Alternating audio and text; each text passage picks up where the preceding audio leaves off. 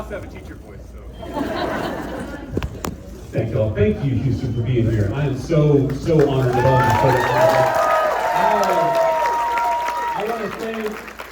I want to thank my dear friend Christina for your friendship, for your leadership, and for your service to this community. Y'all are so lucky to have Christina Morales representing you in the Texas House of Representatives.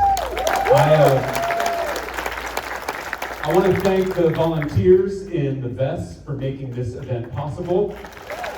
And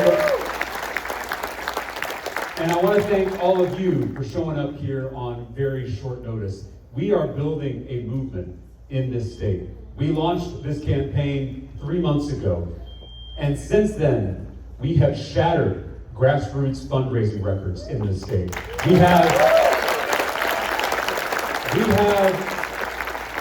have recruited more than 10,000 volunteers who, as we speak, are out there in every community doing the organizing work that's going to win this Senate seat in November of next year. And we've held packed rallies all over the state, from Beaumont to El Paso, from Amarillo to Brownsville, including right here in Houston.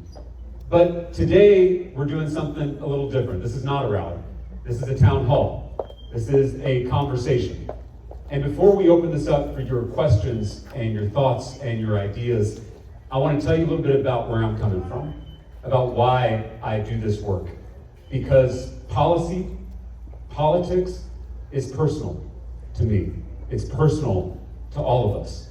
Before I was a politician standing on stages like this, I was a public school teacher on the west side of San Antonio, a beautiful, historic neighborhood, and one of the poorest zip codes in the entire state of Texas. I often joke that teaching middle school is the best preparation for politics. And I entered the classroom in the fall of 2011, which was right after the state legislature cut more than $5 billion from our neighborhood public schools. And so I entered the breach. I saw firsthand the impact of those cuts on my students. I saw class sizes rise. I saw programs get cut. I saw students slip through the cracks.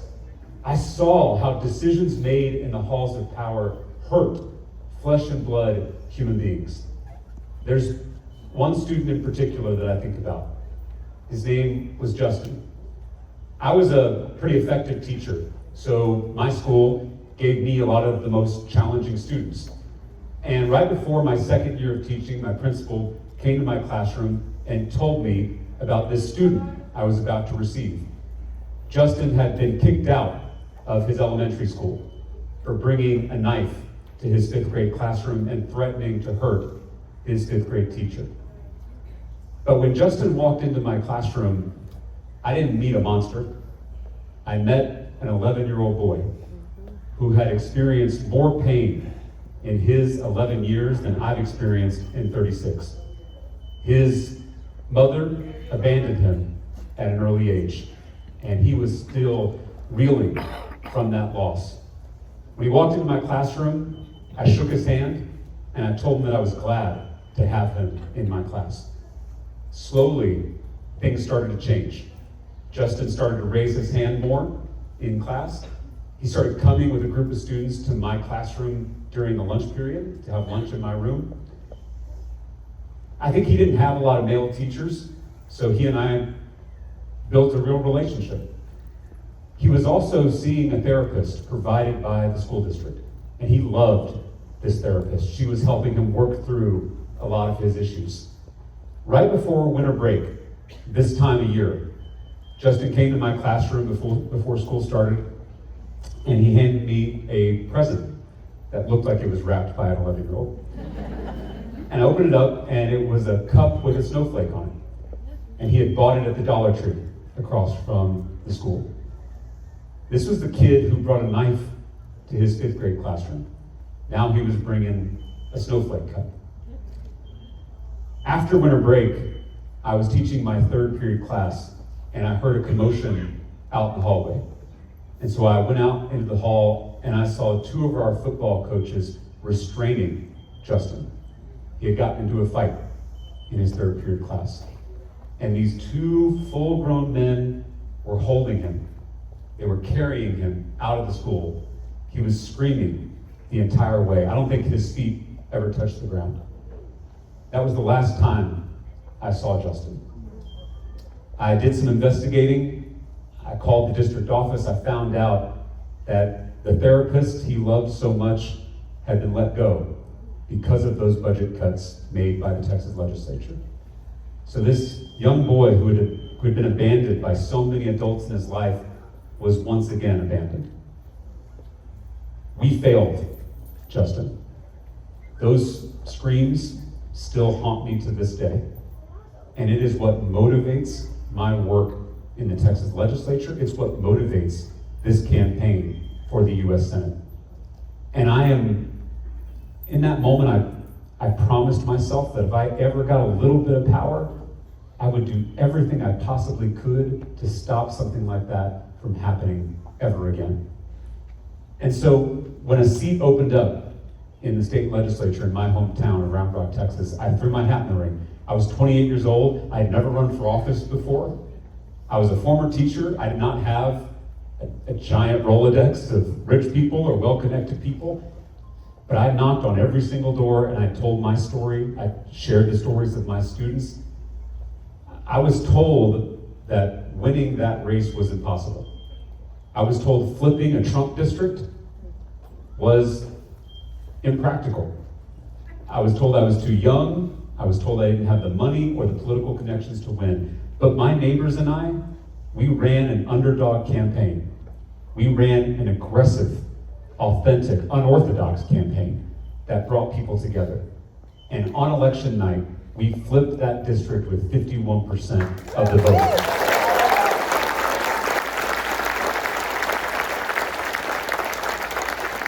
And now I'm in my fourth term in the Texas legislature. Many of you have seen the viral videos of me going toe-to-toe with my Republican colleagues in committee and on the House floor. But what you may not see is that I don't just fight Republican extremism, I beat it. As a former teacher, I passed the first ever cap on pre-K class sizes. I passed a bill to infuse our classrooms with desperately needed mental health resources. And I passed the largest early childhood bill in recent memory in our state. As a type 1 diabetic, I passed the first ever cap on insulin copays in Texas history. I passed a Bernie Sanders idea through the Texas legislature to import cheap prescription drugs from Canada right here into Texas. I got that passed. As someone born to a single mom who worked overtime at a hotel to provide for me, I passed major legislation to bring down the cost of housing and the cost of childcare for working parents. And as a proud Texas Democrat, I broke quorum with my House Democratic colleagues to shine a spotlight on Trump's 352 power grab.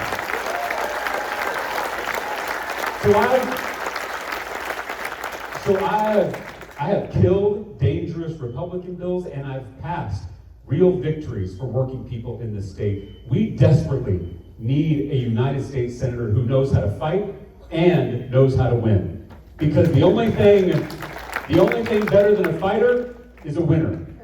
And I will tell you, we have a moral imperative to win this race in November. I have seen in the Texas House the consequences of losing elections. I am tired of losing elections because when you lose, people get hurt. And so everything we do in this race has to be focused on winning in November. Because if we can do that, we can deliver real results for working people all over this state. We can transform this broken economy, this broken political system, so that it can work for all of us. That's exactly why I'm running. I'm running for Justin. I'm running for people like my mom. I am running for the underdogs all over this state. And I am so honored that all of you are joining this effort tonight. I want to open this up now to questions or thoughts. You can ask me about policy, about politics, about theology. You can ask me what my favorite food is. It's breakfast tacos. And again, I'm a former middle school teacher, so if you don't raise your hand, I'm just going to call on you. So we've got people with microphones. Yes. Just a voice. Behind you. Behind Turn all you. the way around. There we go. Okay. Oh, almost. There you are. Yay. Okay. Hi. All right, so raise your hand if you have a question for James. We're going to ask you to keep it to one succinct question rather than a story and a question. We want to hear your stories, but we also want to get to as many of our friends, especially our friends who just got here, as possible. All right, so we're going to start over this area. I'm going to start with my volunteer right here. What's your question for James? And tell me your name, too, when you ask your question. Hi, James. I'm Travion.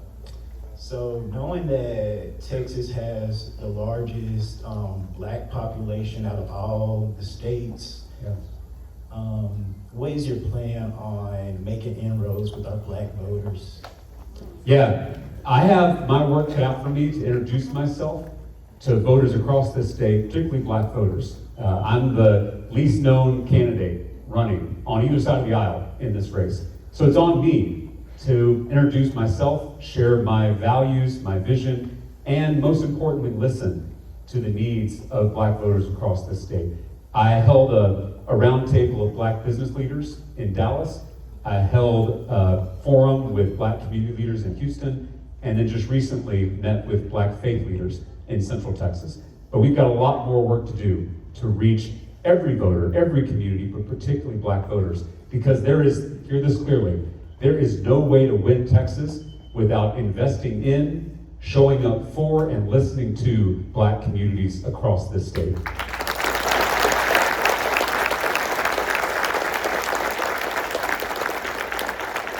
And also, y'all have seen that the race has changed a lot over the last week. And I've said this publicly, but I want to reiterate that our campaign is built on unity, not division. So in that spirit, we welcome Congresswoman Crockett to this race. She is a colleague of mine, she is a friend of mine, and she is a leader in this state. And her candidacy is historic, and we respect that. And so we're going to have a productive conversation in this race. We're going to have a healthy competition, but we will treat her with the utmost respect every step along the way.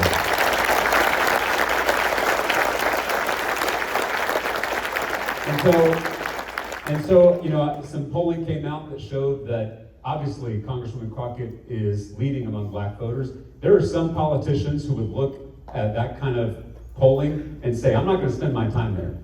I'm going to do the exact opposite. That to me is an indication that I need to be there more. I need to show up more. I need to listen more. And you're going to see me do that over the next few weeks and months of this campaign. Other questions? Our next one right over there. Perfect. Remind me your name too. Oh, I'm Michael Clennon. My question is, every day President Trump pardons convicted criminals like the president of Honduras who brought drugs in, billionaires. He's emptying our prisons. If you were a senator, is there anything we can do to stop that stuff? Absolutely, and it shouldn't surprise us that Donald Trump is pardoning criminals because he's a criminal himself.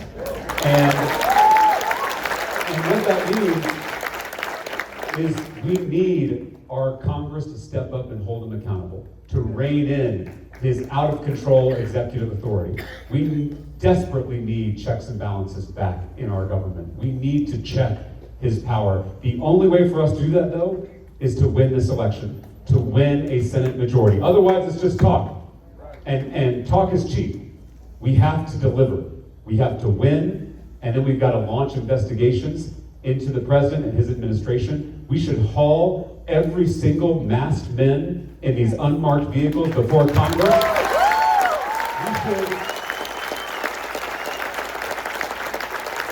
We should, to your point, we have got to rein in this pardon power because we are seeing how it can be exploited by a corrupt president. And so I hope that our party has the courage, once we have a Senate majority, to not just launch investigations, but to pass policies that are going to rein in that kind of unchecked power. Thank you for asking that question. We're going to go to JT behind you. Hi, Hi. I'm Maria. Hi, Maria. And I'm wondering, I'm going to be a devil's advocate. Sure. What would you say to people who would say that you are not as cultivated in foreign policy in the Senate that maybe some of your opponents would be? And what do you plan to do once you're in the Senate to come up to speed, or what policies would you focus on? Yeah, it's a great question. I don't bring a lot of DC experience to this race, I'll be honest with you. But I think that the experience I bring as a public school teacher, as a fighter for working people in the halls of the state capitol, is exactly the kind of experience we need in Washington, DC. I'm the outsider, and I think we need more outsider energy in our nation's capital. But I'll be honest with you, I haven't legislated on foreign policy as a state lawmaker. But I do have strong opinions, I do have strong views, and I have already started to articulate those positions on the campaign trail. I want to talk about one in particular that I think weighs on my heart as an educator, as someone who works with kids, and that's what's happening in Gaza. There's a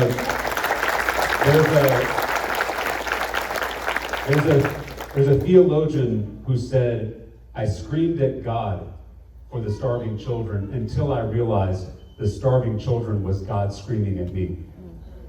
God is screaming at all of us in Gaza as we speak. I will use every bit of financial and diplomatic leverage that this country has to end the atrocities in Palestine. I have already said,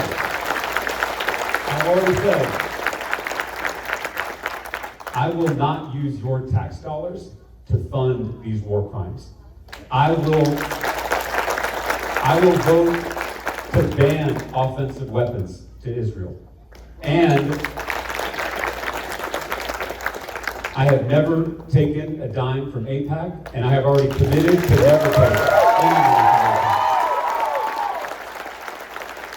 AIPAC.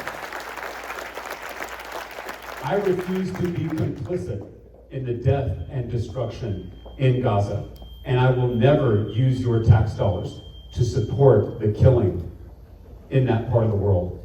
And it makes me sick to my stomach to see what's happening. And I hope in this campaign here in Texas, we can send a crystal clear message to the rest of the country that we are done being complicit.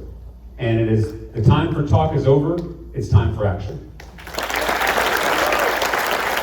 Other questions? We're going to come right over here. Sir? Hi, my name is Gabriel. Stand up. Oh, hi, my name is Gabriel. Hi, Gabriel. I'm a college senior and a Pell Grant recipient, so what's been going on with the Department of Education has been particularly stressing for me. And my mom was a third-generation educator. I was wondering if you could talk more about your plans to continue to support education at the federal level. Yeah, and well, thank your mom for her service to our students.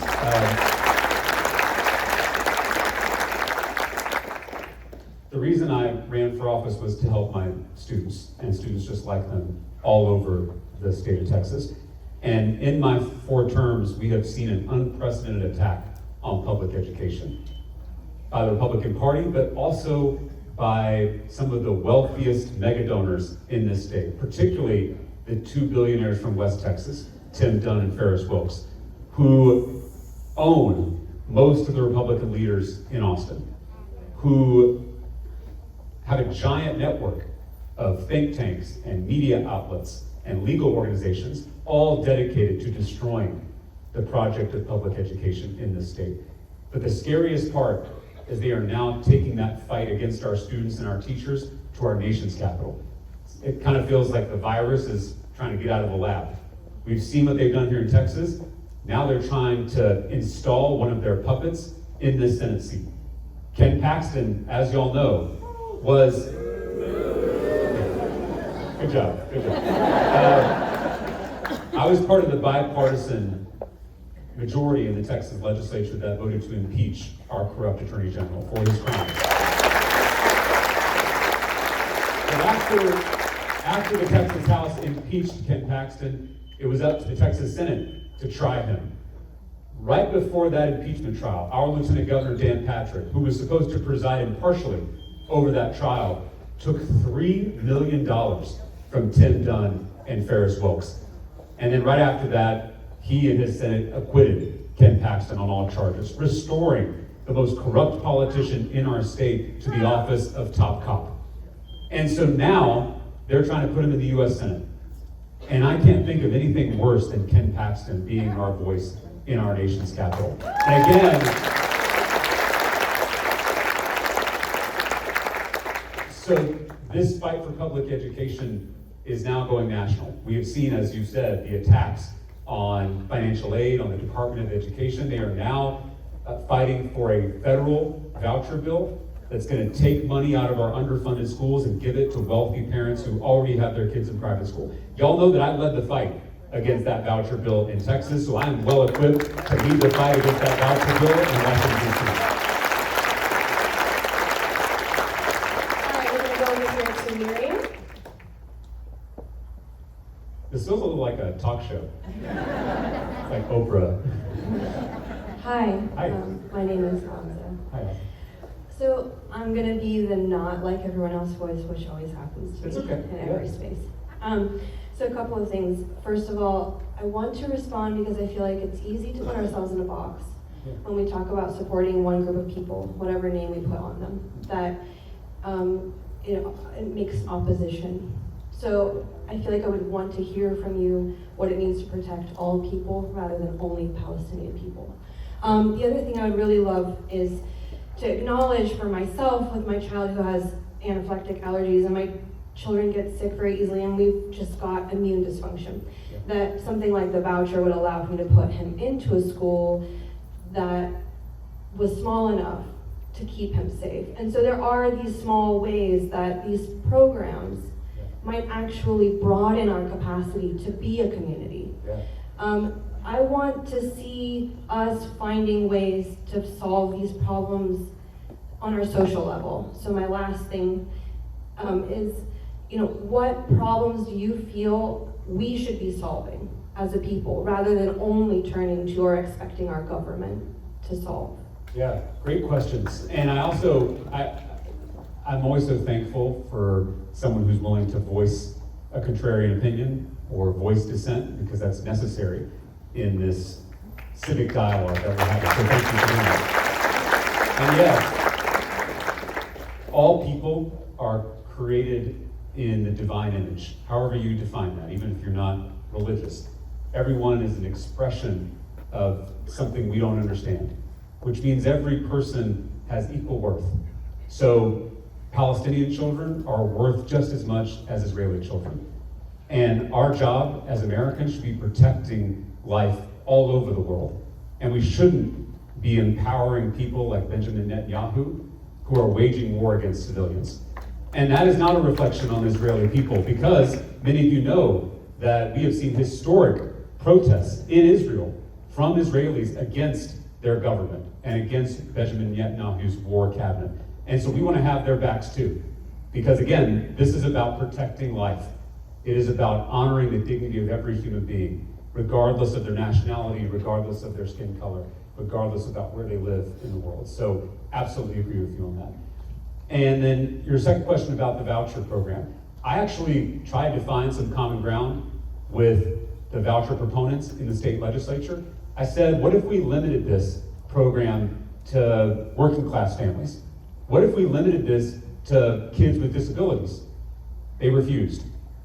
And what they wanted to do was make sure that most of the money went to their wealthy donors so they could subsidize their private education. And I was not willing to do that. I'm not willing to take your tax dollars that you work hard for and give it to rich parents who don't need it, who are already sending their kids to private school. So I'm very open to a conversation about how we can best serve our students with disabilities. In fact, one of the ideas I proposed was, if an art committee at a public school decides that a private placement is best for a student, that we should fully fund that as a state, no matter how expensive it is. So I'm very open to some of these solutions, but I think we gotta call out the current voucher proponents for what they're doing, which is defunding and destroying our neighborhood schools. That's their goal. They're not interested in helping kids, because I tried that. What they're interested in doing is pushing an ideological agenda funded by these two billionaires in West Texas. And then your last question is so important, because I think one of the worst parts about our politics right now is that we expect our leaders to solve everything, when really it is incumbent upon all of us to do this work together. You hopefully will find a candidate in this race that you can believe in. I hope you volunteer for our campaign. I hope you donate to our campaign. I hope you help us get out the vote. But then once I'm elected, you have to hold me accountable. You can't vote for me and then walk away. This is a two-way relationship. And sometimes it's uncomfortable. There's sometimes will be things that I do that you don't agree with. And it's incumbent upon you as a citizen to tell me that. And I work for you. I work for my constituents in Central Texas, and if I'm your senator, I'm gonna work for all 30 million Texans. You're my boss, and I have to answer to you. So we need civic engagement all throughout the year, not just at election time. So I appreciate that question. All right, turn around, James. We're gonna go to JT. Okay. This is more disorienting than I thought it was gonna be. Hello, my name is Sonny Perez. Hi. I think for a lot of voters, they feel discouraged that their voice isn't heard, and that society, they want society to be better and for change to happen. What would you say gives you hope for this? Question is, what gives me hope? This time of year, we all, across different traditions, tell stories of light emerging from darkness. Our indigenous friends celebrate the winter solstice, which is when they remember new beginnings in the darkest days of deep winter. Our Jewish friends tell the story of the Maccabees rebelling against their oppressors, and the wicks of the menorah burning for 8 days when there was only oil enough for one. And then my fellow Christians and I, we tell the story of a peasant girl living under an oppressive empire who gave birth to a baby in a cattle feeder, a baby who would grow up to teach all of us to love one another. These are stories of light emerging from the darkness. My favorite Christmas songs are the sad ones. Have Yourself a Merry Little Christmas, Blue Christmas, Last Christmas. I especially love the darker hymns. My favorite is O Holy Night. There's something about that hymn, the way it switches from minor chords to major chords. And to me, it symbolizes this fragile but enduring hope. Christmas for our family is synonymous with hope. My little sister Madeline, she's not little, she's 2 years younger than me, but she was born on Christmas Day. She was born 10 weeks premature. And back then, we were told that if she survived, she would never walk or talk. Our mother was in the ICU for so long that her boss called her and fired her over the phone. So there my mom was, no job, mounting medical bills, and a baby struggling to survive. Quite a Christmas. My dad took on extra work to keep our family afloat. My mom went to the NICU every night to be with Madeline. There was one more problem, and that was me. Someone had to watch me in the evenings. And that's when our church, St. Andrew's Presbyterian, stepped up to save us. They scheduled babysitting shifts so that there was someone every night to watch me, so that my parents could be with Madeline in the hospital. So in our darkest hour, there was light. Salvation came from our neighbors who stepped up to help us. And to me, that's, regardless of whether you're religious or not, whether you belong to some kind of organized religion, to me, that's what this time of year is really all about. There's a reason that we all look forward to this time of year. It's because it's when we feel most fully human. There's a song called The Christmas Waltz that said, this is the time of year when the world falls in love. I think we can all feel that, even if you're not religious. And so these ancient stories that we tell each other this time of year, I think are more important now than they've ever been. because there is a light that shines in the darkness. And frankly, all of you showing up for this town hall is a light in very dark times. So I want to thank you for being here.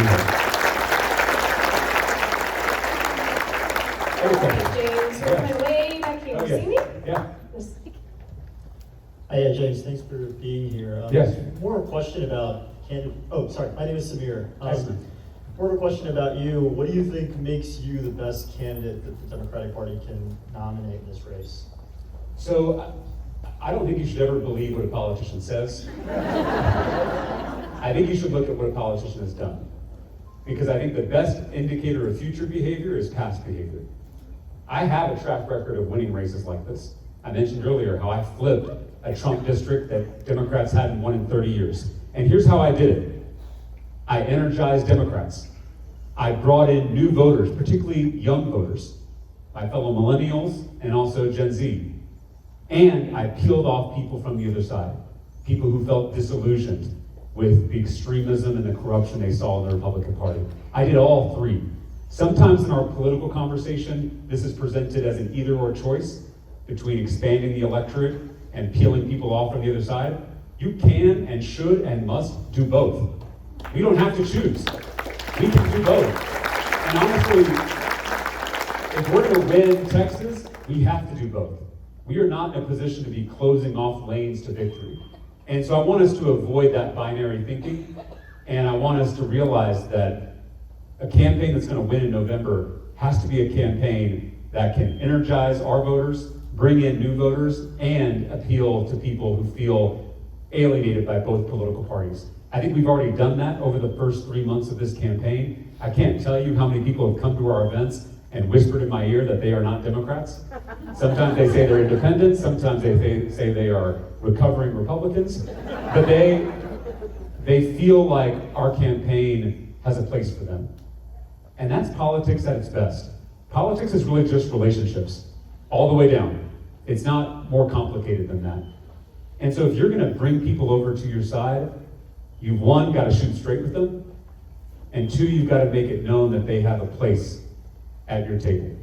I've often said that politics is a lot more like a middle school cafeteria than people realize. Think about when you were in middle school and you walked into that cafeteria. You didn't sit where you wanted to sit, you sat where you were wanted. And politics is similar. Our party, we as Texas Democrats, we've got to make it known that more people are welcome at our table, in our coalition. Even if they don't agree with us on 100% of the issues, they are welcome in this movement. So that's how I won a race just like this, albeit at a smaller scale. But I've done this before. I know how to win races like this, and that's exactly why I'm stepping up to run this race so that we can win in November of next year. All right, James, turn around, keep going. There you go, Miss Miriam. Hey James. Hi. I'm Darren. Hi, Darren. Thank you for being here. And so I wanted to ask you about your position on healthcare. Yeah. So I did watch your Jubilee, and Yeah. that was great. Thanks. Thank you for that. So you did mention the public option. However, I am aware that Medicare for All does have more support than the public option in DC in both chambers. And I do feel that the public option would still give, let's say if Greg Abbott was still governor, he could still block it and continue what he's doing now by capping health insurance to citizens. So would you support Medicare for All, add your name to the bill, or what's your goal on that? So I support allowing every American and every Texan to join Medicare. I think healthcare is a human right. And we should make sure when we pass this bill that we don't allow governors like Greg Abbott to stand between people and their healthcare. This was a fatal flaw in the Affordable Care Act, a bill that I greatly respect and appreciate. But allowing governors like Greg Abbott to refuse to expand Medicaid was a disastrous decision. And it is why we have the highest number of uninsured people in the entire country. We have Texans dying because they can't afford their medications, because they can't access basic care. And that is directly because of Republicans' decision not to expand Medicaid in our state. So when we allow, hopefully when we have a Senate majority, and we win this seat to make that majority possible, we pass a bill that guarantees that every single American, including every Texan, can join Medicare. Because, as we've seen, Medicare provides higher quality care at a lower cost than private health insurance. And I think every single one of our neighbors deserves the option to be able to join that program. And I will fight for that with every fiber of my being if I'm elected as your next U.S. Senator. All right, folks, we got about 10 minutes left. James, we're going to go right over there to JT. We're going to get through as many questions in 10 minutes as we can. And I just want to remind you all that I am going to stay to the very end. I'm going to shake every hand, take every picture, and I will, if there's not a question that you got to ask publicly, I will answer your question in the photo line. Yeah? Good evening. My name is Sandra Clifford. I am an elementary school special education teacher. Thank you. Round of applause. For the past 17 years, I have been serving the most vulnerable of our community. Currently, my students is contending with a $2 billion deficit in IDEA funding. What is your plan to get that funding that has been appropriated to them distributed to my students? We can and must fully fund special education in this state.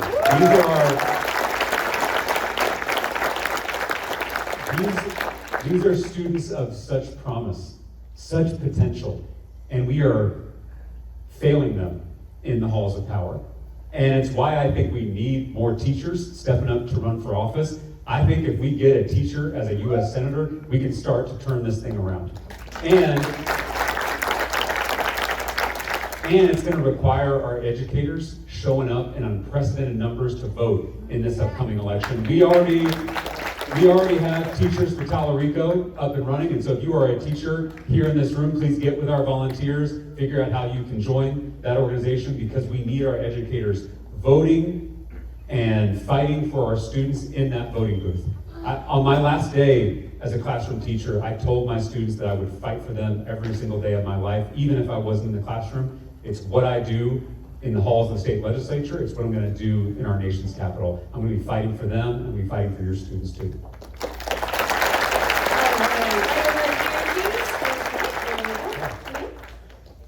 Hi, I'm Renee. You holding up okay, James? Yeah, of course. I was going to say, you're rocking it. Thanks. I was a 17-year mission director at a church, and we would work side by side, Republicans and Democrats, doing wells or handing out food, and everybody got along, and everything was great. But heaven forbid anybody talked about politics. Sure. All of a sudden, everybody's in their camps. Yeah. And you can see the vast difference, because they're listening to different social medias, to different news. Yeah. How do we fight propaganda? Yeah, such a great question. So you know that my granddad was a Baptist preacher in South Texas, and when I was real little, he told me that Christianity is a simple religion. Not an easy religion, he would always clarify, but a simple religion, because Jesus gave us Christians 2 commandments to follow: love God and love neighbor. I have so many colleagues in the Texas legislature who are focused on the 10 that they forget about the 2.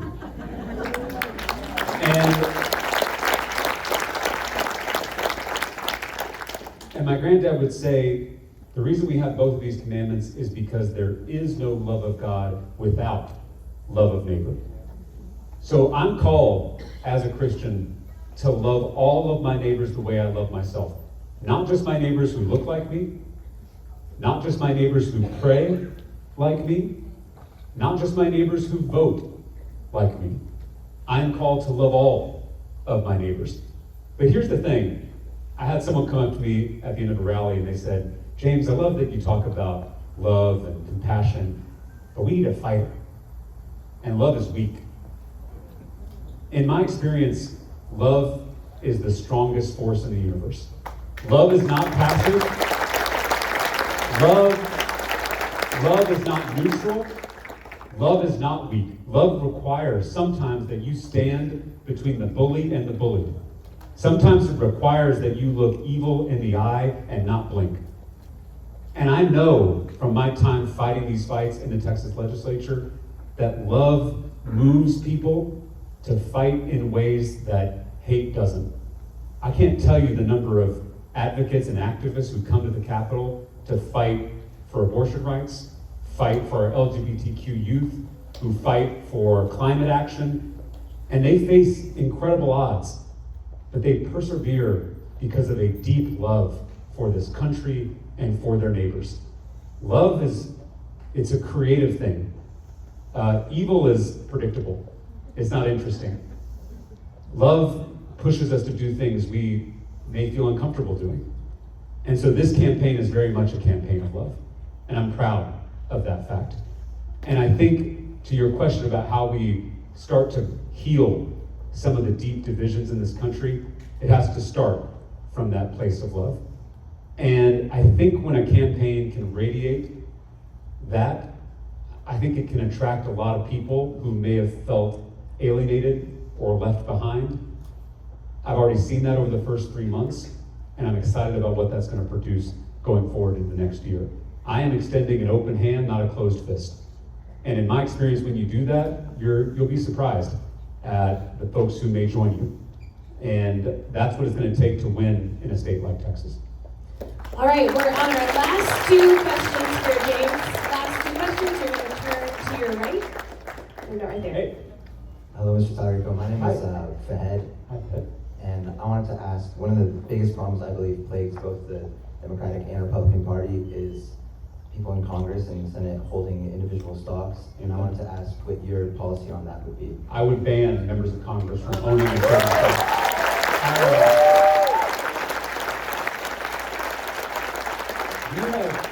We have forgotten what servant leadership looks like. You are not in public office to get rich. If you want to get rich, there are lots of other jobs you should sign up for. But this is providing a service to the people of this state. And I am sickened when I see members of both parties, we should be honest, enriching themselves through their public office. So yes, I would support that ban. I would also ban super PACs. I would ban billionaires from making unlimited secret donations.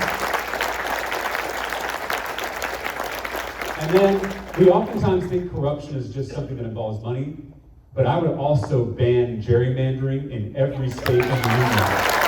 Because gerrymandering is not an issue of party, because both parties throughout history have gerrymandered, not in equal measure. The Republican Party has been much worse, and especially in recent years. It's not an issue of party, it's an issue of power. People in power want to stay in power, and they rig the rules so that they don't have to face accountability. And big money is part of it, gerrymandering is part of it, and it's why I think before we can make progress on childcare, or on education, or on prescription drugs, we have to focus on comprehensive political reform. Getting big money out of our politics and creating a government of, by, and for the people. That is key. And so I know that feels like inside baseball. I know it's not super sexy, but it is absolutely necessary if we're going to make progress on all the other issues we care about. So if we win a Senate majority, that has to be priority number one. And I need your help in holding our party accountable so that we actually follow through on that pledge. All right, folks, we got our last question coming straight in front of you, James, to your right just a little bit. Yeah, there we go. Let me turn to the side. My name is Sarah, and I have really two comments. One is thank you very much for specifically coming to A-Leaf to do this town hall. Decades public school, and so thank you. Secondly, I wanted, in terms of you talking about how you reach across the aisle and you welcome all people at your table, one of the things that's been very meaningful to me, not speaking for all, but I know speaking for myself and people I know, is that on a good day, I'm an agnostic. On most days, I'm atheist. Sure. And your big C, Christ-following authenticity, is not only the antithesis to the Christian nationalist hellscape we are in, but it is the antidote.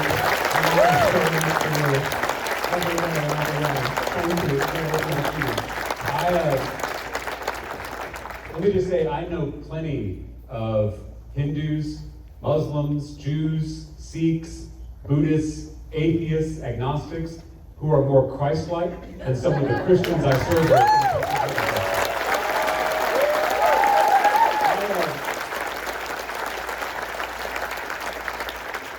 My faith means everything to me. That commandment to love my neighbor as myself is what motivates my public service, first as a public school teacher, now as a public official. But it is also why I am the fiercest defender of the separation of church and state at the Texas Capitol. I was raised, well, a little history lesson. Thomas Jefferson first used that phrase, wall of separation between church and state, in a letter to the Danbury Baptists. Because like a good politician, Thomas Jefferson was trying to use their language to connect with that community. We forget that it was Baptists in particular, but also Protestant Christians in this country who fought for that separation in our First Amendment. I was raised to believe that separation is sacred, and that it doesn't just benefit the state, it also benefits the church. Because when religion gets too cozy with political power, it loses its prophetic voice, its ability to speak truth to power, to help us imagine a completely different world. And so I have been fighting this fight against Christian nationalism in the trenches of the Texas legislature, and I think we need someone in Washington, D.C. who will be able to articulate why Christian nationalism is not only unconstitutional, not only un-American, but also deeply un-Christian. Yes. Because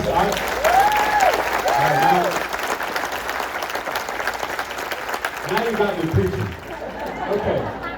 Because again, our Jewish, Muslim, Sikh, atheist neighbors, we should be loving them as ourselves. Forcing our religion down their throats is not love. Yes.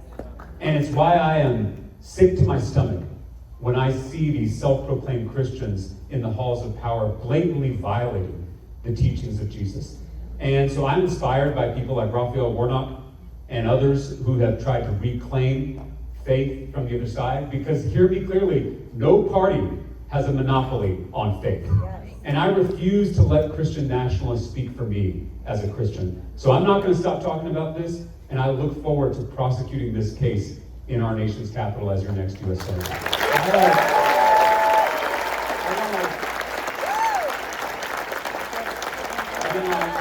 I saw there were a lot of hands up that still didn't get their questions asked, and like I said, I'm going to be here till the bitter end. So if you have questions, please bring them. I want to leave you with one more thought, though. I know things are dark right now, to your question about hope. Things are real dark.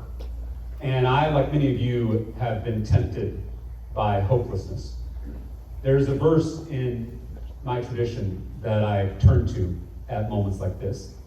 It's in the Gospel of Luke when Jesus says something strange to his followers. He says, "Blessed are you who weep."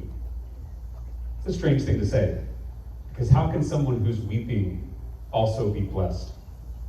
In our culture in America, we tend to avoid grief.